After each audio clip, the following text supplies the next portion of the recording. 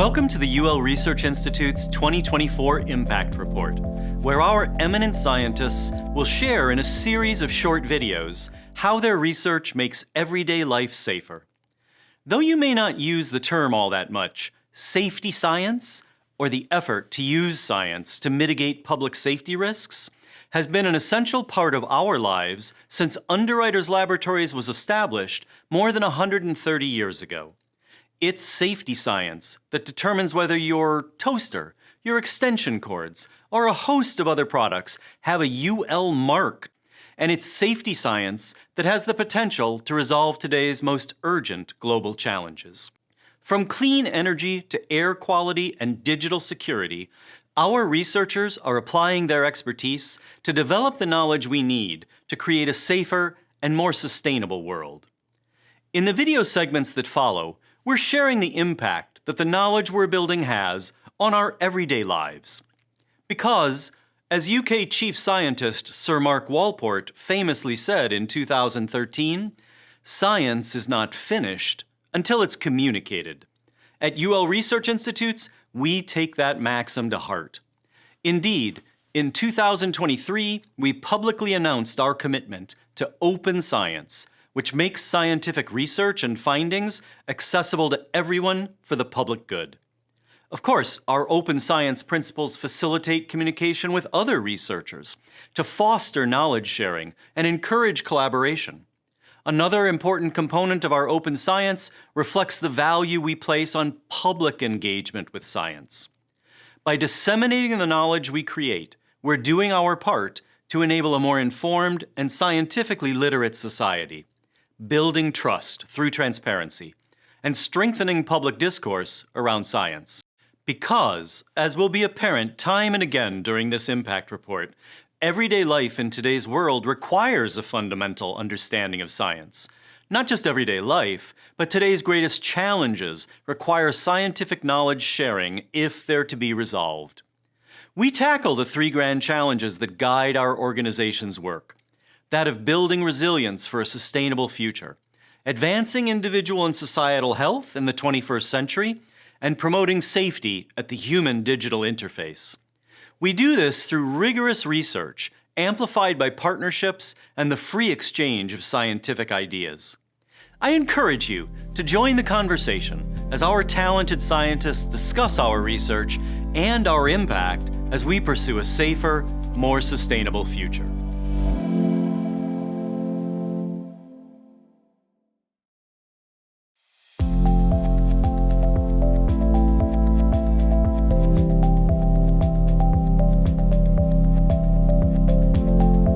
Welcome to the 2024 UL Research Institute's Video Impact Report. I'm here at our Chemical Insights Research Institute, or CIRI, and I'm joined by Dr. Mark Wilson and Dr. Krista Wright to talk about the impact that the work CIRI is having in our everyday lives. So first, Mark, let's talk about the wildland-urban interface, or WUI, and the impact that CIRI is having in that space. Sure. So the wildland-urban interface represents an area where wild, undeveloped land meets developed or populated areas. And when fires occur in these areas, there is a potential to significantly change the fuel load associated with these fires, which now includes all of the synthetic materials that are encompassed in our homes and appliances. And when those are burned, they release a very complex mixture of chemicals and metals and particulates, all of which have the potential to negatively impact health. So we have been developing guidance to protect community health associated with all phases of WUI fires, whether it's during the event, after the event, or during cleanup after the event has resolved. And that involves monitoring outdoor air quality and developing guidance on whether you should close your doors and operate your ventilation in recirculation mode, or using portable air cleaning devices, or how to effectively clean up residues after events have impacted homes. And all of that information is available in a comprehensive guidance document and toolkit that's available on our website. Super practical information considering that 90 million people in the US alone live in the WUI. Another area that Siri is really making a difference is around vaping, e-cigarettes, electronic nicotine delivery systems, or ENDS is the technical work. So can you tell us the impact Siri is having in that space? Absolutely, and thank you, Kristen, for this opportunity to highlight our research, but also to address some common misconceptions around vaping and e-cigarettes. The first two misconceptions are that vaping is safer than smoking. Well, safer doesn't mean safe. And also, e-cigarettes are not effective smoking cessation tools. A recent study out of University of California indicated that vaping actually increases nicotine addiction as well as prevents smoking cessation. So the second misconception is that vaping emissions are just water vapor. That is incorrect as well. Vaping emissions contain a number of harmful constituents, including volatile organic compounds, heavy metals that are known carcinogens, as well as particulate matter that can disrupt and injure respiratory health as well as cardiovascular health. The third misconception is that vaping is safe to do indoors and around our loved ones. We found that secondhand vaping emissions contain the same harmful constituents as primary emissions. Therefore, the indoor air quality is jeopardized, as well as the health of individuals around vapors can be jeopardized as well. So we're actually addressing these misconceptions within our science education and research on vaping and interventions for community engagement, our service guidance document that will be available on our website shortly. That's great. So I love this notion of safer isn't safe. And I think there's a lot of applications to that in the work that we do. So go to ul.org where you can learn more about the work that Siri is doing in all of these areas. And while you're there, please check out the rest of our segments for the 2024 Video Impact Report to learn more about what all of our institutes and offices are doing to make sure that we all are living safer lives.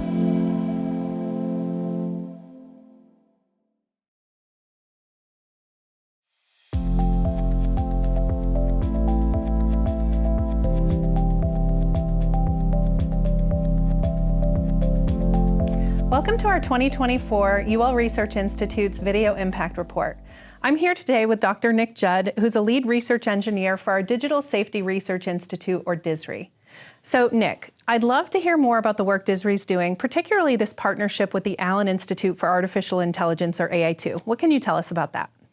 So AI2 is a leader in the field of artificial intelligence, and one of the things that they're doing is working on building large language models in a way that's open and transparent so other people can understand how these large language models work. Something that we're doing is working with them to assess the privacy and security of models as they're building them. One of the key risks with a large language model is it might repeat word for word something that was in the data that was used to build the model. This can include things like phone numbers or email addresses, or even something like a password that a computer uses to talk to another computer. We call that an API key, and that's a really sensitive piece of information if you're writing software. We worked with AI2 to measure the risk that an unsuspecting user or a malicious person who really wanted to find this kind of password or email address, the risk that they might get access to that information when they shouldn't.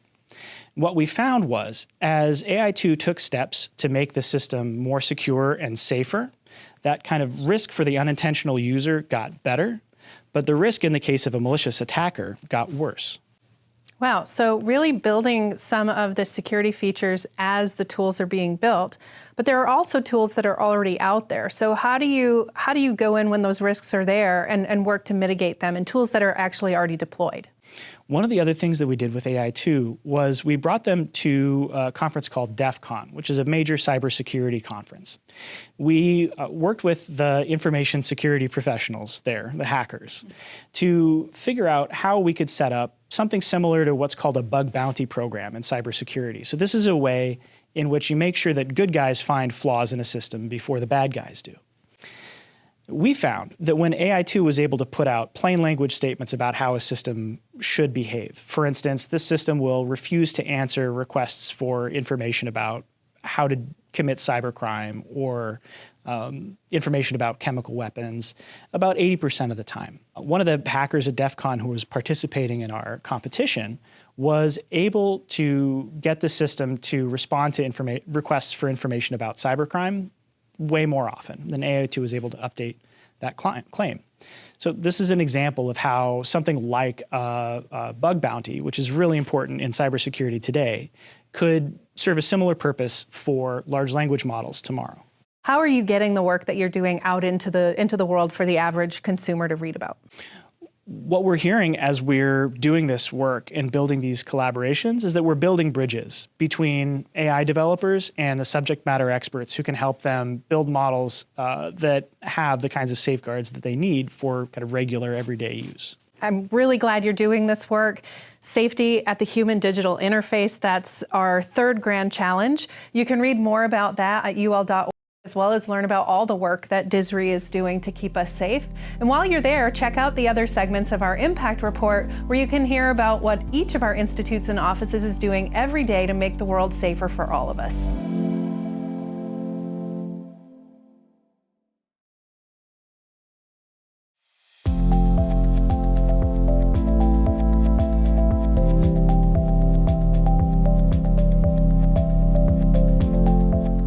Welcome to our 2024 UL Research Institute's Video Impact Report. I'm here with Dr. Judy Divirajan, who leads our Electrochemical Safety Research Institute, or ESRI, based here in Houston. So Judy, why don't you tell me a little bit about the work here at ESRI? At ESRI, our mission is to advance safer energy storage and energy generation through our research by using scientific methods. In the past few years, our work has focused a lot on lithium-ion batteries and its safety. But more recently, we've started looking at new battery chemistries. So new technologies, there's lithium-ion, sodium-ion, and then another big area of focus is hydrogen. Yes. So what is the work that you're doing in that space? Hydrogen is one of the lightest elements in the Earth's surface, and it is also found in plenty. And hydrogen, being a very light element, also has very high energy output. So when you think about converting it into electrical terms, you can say that it has a very high energy density because it can provide a lot of energy with a lighter weight. But when you also think about, how you use hydrogen, hydrogen needs to be stored under pressure in bulky vessels. The other aspect that you need to consider when you're using hydrogen as a fuel is a safety, because hydrogen is highly combustible and also explosive. So you need to make sure that you are actually using it in a safe manner, as well as producing it and transporting it in a safe manner. It's not just taking hydrogen and burning it, or using it to convert in a different device like a fuel cell to convert it into electricity, but it's the efficiency of this conversion, which is currently only at 30%. So we need to make a lot of improvements and changes in how we produce hydrogen, how we use it, and also make sure that we do this in a safe manner. Hydrogen is a very clean fuel.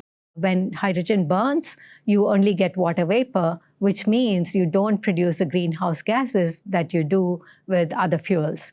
And from ESRI's point of view, we are focusing a lot on producing hydrogen in a very inexpensive manner. For instance, like our collaborator at the University of Houston is using seawater to produce hydrogen. So that is a very inexpensive way of producing hydrogen.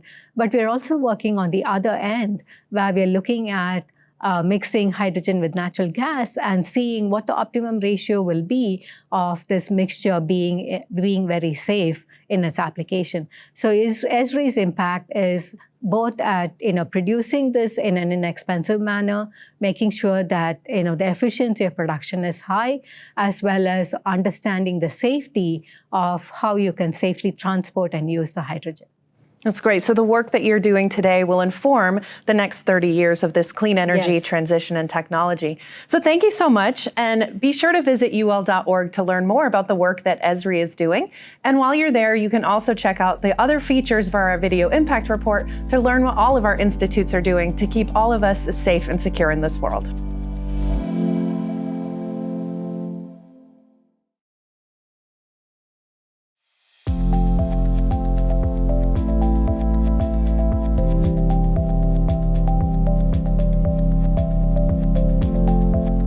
Welcome to our 2024 UL Research Institute's Video Impact Report.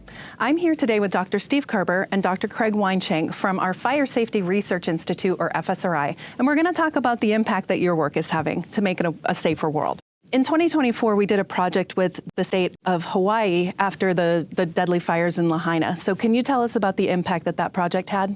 Yeah, on August 8th of 2023, 102 people lost their lives, actually the deadliest wildfire that we've had in over 100 years in our country. So building on the research FSRI has done on wildfire over the years, the structure-to-structure fire spread and things along those lines that have been our expertise, we were asked to analyze this urban conflagration by the Attorney General of Hawaii. We broke our analysis into 3 different phases. The first phase was to really build the timeline, gather the facts, really figure out how that fire spread and where all the units were to be able to deal with that. The second phase was to analyze that data, understand the vegetative fuels, understand the structures and what the emergency responders did, what preparedness was done, to really learn what worked, what didn't work, and what we can improve. And then the third phase was really forward-looking. We kind of put together a top 10 most important list for many of the departments to address within Hawaii to make sure that they can make Hawaii a safer place going forward. That's great. And all of this information it's part of the way we do our research is it all gets published, so it's open access. Now, we've had these devastating fires in California, and so now we're almost doing a very similar project, correct? Yeah, just a couple days after we wrapped up our report for Lahaina, devastating tragedies in early January in Southern California, where particularly the Palisades Fire and the Eaton Fire destroyed over 16,000 structures, killed 29 people, and again, Governor's office reached out to us. They saw the work we had done in Lahaina. They understand that the openness that we work with and the trust that we've established to not point fingers, but to figure out what happened, to improve and pass along those best practices. So we've been on the ground there, working hard, trying to learn from that, and we will continue to do that throughout the year. And this work is happening real time, and you can check out a clip with Derek Alconis where he's on the ground doing this work real time, not in a lab. So speaking about open access and just tools and technologies to help people do their jobs better, Craig, you can talk to us about NERIS, which is the system that we're putting in place for our fire services across the nation. Absolutely. So about 2 years ago, we started work in collaboration with the United States Fire Administration and the Department of Homeland Security's Science and Technology Directorate to rebuild the nation's fire data system. So NERIS, or the National Emergency Response Information System, is that platform. It's designed to capture the approximately 35 to 40 million emergency response calls every year across this country, representing about 27 to 28,000 fire departments. And the goal is to capture every incident, analyze and enrich that data, and then share that data out publicly so that not only the fire service, but the entire community and the folks that we're protecting every day can benefit from that data. That's incredible work, and really proud to know that our organization is doing this work in service of a safer world. So you can visit ul.org and learn more about the work FSRI is doing, and while you're there, check out our other institutes and the work that they're doing to make the world a safer place in our 2024 Video Impact Report series.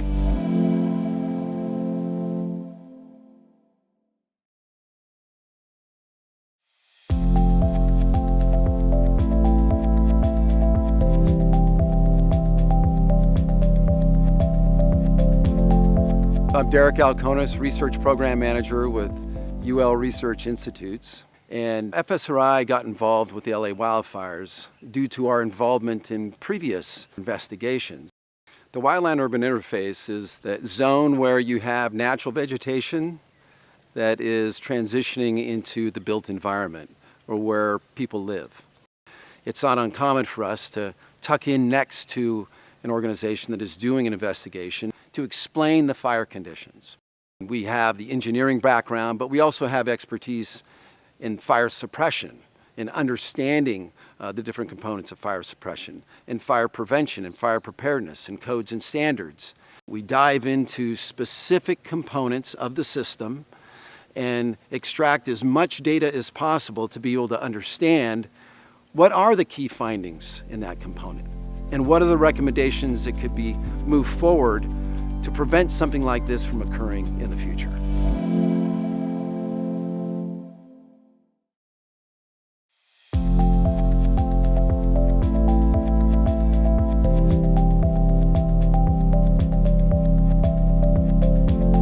Thanks Thanks for joining us today for the UL Research Institute's 2024 Impact Report. Today we're here at our Materials Discovery Research Institute, or MDRI, and I'm joined by the head of MDRI, Dr. Stuart Miller, and his colleagues, Dr. Jeff Wu and Dr. Uzama Nabara. We're here to talk about the impact that MDRI is having on safety science and the world that we live in. And I want to start by asking you about this state-of-the-art lab that we're in with its digital-first approach. How are you expecting to have an impact through the actual machinery and lab that you have here in Skokie? So we opened our lab in September last year, and our lab is really unique that we have a digital-first approach. So when you go into our lab, you pick up an iPad, and we collect every aspect of data. We collect the temperature, the relative humidity, the day you did the experiment, through to the full characterization of the experiment. And this is enabled through high throughput, automated robotic synthesis platforms and characterization. But more importantly, it's actually guided by digital, computational and theoretical chemistry. So we can look at a lot of the proposed effects of our innovations before we even go into the lab. And we've brought that into one entire ecosystem. So I heard the big buzzword around here is hydrogen in talking about a clean energy future. So can you give us an overview of how you think hydrogen will really help us to have an impact on climate? Absolutely. One of the critical projects that we have running at MDRI just now is looking at the production of hydrogen. So hydrogen is something that's been used globally for decades, centuries. At the moment, it's about $180 to $200 billion market, and it's predicted to grow to about 300 billion.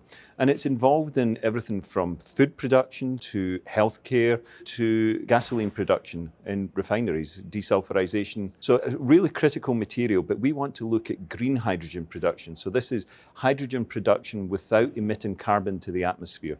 And we have a project which is really looking at how we do this in an accelerated fashion.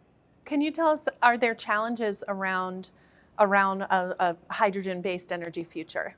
The challenge is, for the green hydrogen generation, we need to compete with green and blue hydrogen generation, because right now the price for the green hydrogen, from the fossil fuel is around less than $2 per kilogram. But for green hydrogen right now, the price is around $6 to $8 per kilogram. So we need to try how to lower the price, then to commercialize that green hydrogen globally. Yeah, that is our challenge. So pricing and then infrastructure. What makes you excited about the work you're doing in hydrogen? I think it's just the chance to make an impact. Growing up, I've always heard about, gasoline prices. I've always heard about, emissions. And so working here at MDRI, is having the chance to create materials that will make this green hydrogen future possible is very exciting. And we are trying really hard and doing our best to basically ensure that we are approaching our experiments the best way possible. So Stu mentioned before, and has talked about it many times, this high throughput approach and doing it the digital first approach as well to have the biggest impact. Great. Well, innovation in clean energy is happening right here at MDRI. So thanks for tuning in, and please follow us and join us at ul.org to learn more about what our other institutes and offices are doing around safety science and having an impact on our everyday lives.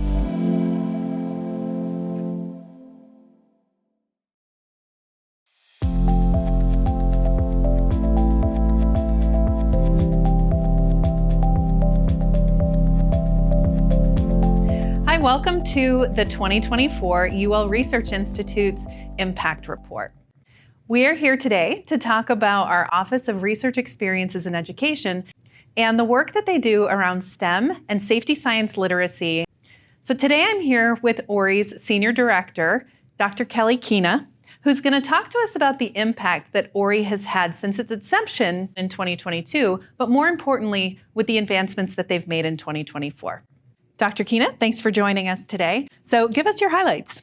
Highlights of 2024, wow, what a year. We have seen a global uptake of one of our middle school and high school programs called Explore Labs. It's an online platform. And we have seen a doubling in our Explore Labs Educator Fellowship, where we connect with teachers. They come and join us for over 72 hours, over a year in professional development, take it back to their classrooms, and we're seeing this incredible exponential effect. When we can reach 255 educators through workshops, or 30 educators through fellowships. We're reaching over 60,000 students in classrooms. So this Explore Labs Fellowship Program, can you give us an example of a teacher who's now helping to spread the good work that Ori is doing? Oh, absolutely. We see teachers like one in Chattanooga who engaged with us, joined the fellowship, learned about the phenomenon of thermal runaway and lithium-ion batteries, took his high school class to a university to work with their chemistry faculty, and now has students who have either changed their major or selected engineering as a major as a result of that experience. Through this program and through other programs that you're doing, there's actually more in higher education that Ori can be proud of. Tell us more about that. The Standards Academy is a collection of case studies, interrupted case studies that tell the critical stories of why standards matter, where they are, and how to expose students to those standards before they get to their senior year of college. What we know, unfortunately, is that not everybody has opportunities to access those resources or to access STEM programs and STEM experiences. For example, 9% of the STEM workforce is Black, 15% is Latinx, and less than half, 35%, are women. Incredible professionals that are overlooked. So as we think about overlooked talent, we think about where overlooked identities and perspectives could come and enhance safety science to help us solve the world's most pressing problems. So at UL Research Institutes, we know that science isn't done until it's communicated, but we also believe that science isn't done until we take it and we bring it to students and teachers through the work that Ori is doing. So I hope you come to ul.org. You can learn a lot more about what we're doing in Ori and also within all of our institutes and offices at UL Research Institutes. So thanks for tuning in, and we will be back with more great stories of impact.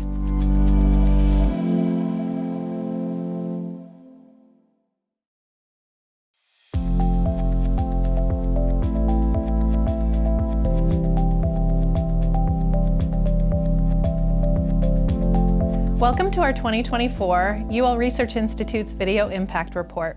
I'm here today with Dr. Chris Kramer, our Interim President and Chief Research Officer, and Deepa Shankar, our Head of Partnerships. And we're going to be talking about our UL Research Institute's Annual Research Symposium, one of our flagship events.